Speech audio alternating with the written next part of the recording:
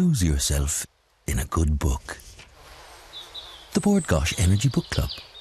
Now, as a stand-up comedian for 4 years, it was her experience of writing sketches that ignited her passion for storytelling, and Anna McPartlin, describes herself as a slave to the joke and finds humour and humanity in even the darkest of situations. Now, 6 books in, she's here to tell us about her latest offering, The Last Days of Rabbit Haze, and particularly about why she decided to call her character Rabbit. Yeah, Anton asked this really deep, searing question during the ad break, and I called him a mental case, because clearly that is what you are. There was layers why, of abuse. why? And why I explained Rabbit? that Anton spends his life asking annoying questions. I was like, and why did you do that with the character? What decision? What was the thinking process behind it? I think we should go back to corporation tax, to be honest with you. No, he doesn't want to go back there. Oh, never. Let's just leave that behind us.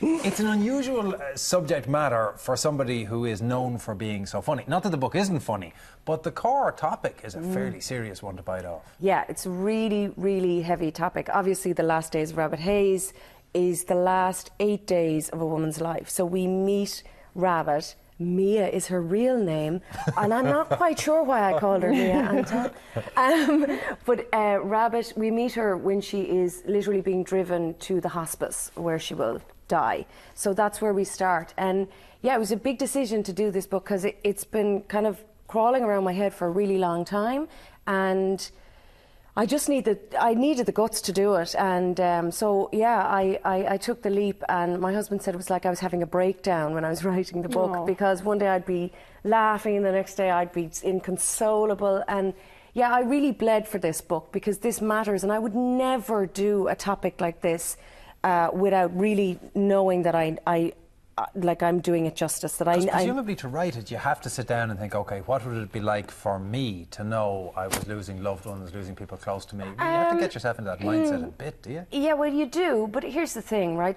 This book is, I mean, obviously, a lot of people have said to me, like, well, I mean, you've never been dying, so Mia is just one character in this. When somebody is dying, it's not just about the person who's dying, it's about everybody who loves them as well. So I have great experience with that, obviously.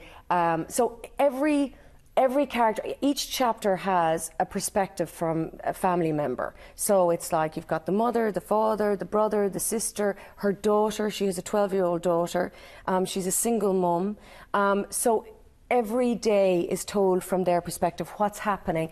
And with Mia is in the last stages of life. So when we meet her, it's that last burst of life before somebody dies. It's that last fight.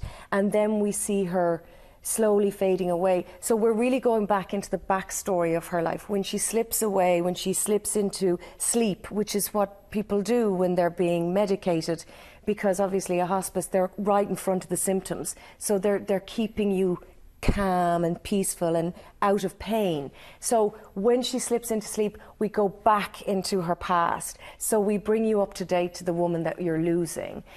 So to answer your question, yeah, you have to know your subject.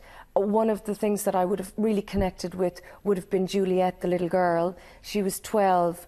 She's 12 when her mum is dying. When my mum was put into a home with MS when I was 11. I had to be fostered by my aunt and uncle in Kerry. So I lost her once, and then I lost her again when she died when she was 17. It was a series of goodbyes. So I spent a lot of my teenage years saying hello and goodbye to the most important person in my life. So I understand that. The family dynamic, my passion when I'm writing is loss, love, family, friendship. That's it, they're my themes. So any novel you pick up from Anna McPartlin, those are the themes. And in relation to the humour, when people go, how can you laugh at death? I'm not laughing at death. I'm laughing in the face of it, because that's what people do. Personalities don't change just because of grinding sadness. People are people. So if I'm a slave to the joke when times are good, I'm still a slave to the joke when times are bad. And the same with other characters. If they're moany, they're going to be moany in the good times. You know, whoever you are, you are. And that's the thing that people who probably haven't gone through something that dark don't realise, is that you are who you are. And so humour will out in situations. Of course, it's still going to be dreadful. But for such a complicated topic, we don't want anybody to think that they're going to spend their entire time reading this crying. No. There's so much humour in it, isn't there, and lightness. And because where there is family and love, there is joy, and even to the end and beyond the end. And so when you bring a family together and you concentrate them in a room for a space of time, and when we all grow up, we all I have family in New Zealand, I have, my husband's family, I mightn't see them for weeks or months, but when you're brought together, that love comes out, and those personalities and that familiarity and those friendships, and there is great joy in that. Mm-hmm. And there is, and as I say, if you're a funny character, you're a funny character regardless of the circumstances.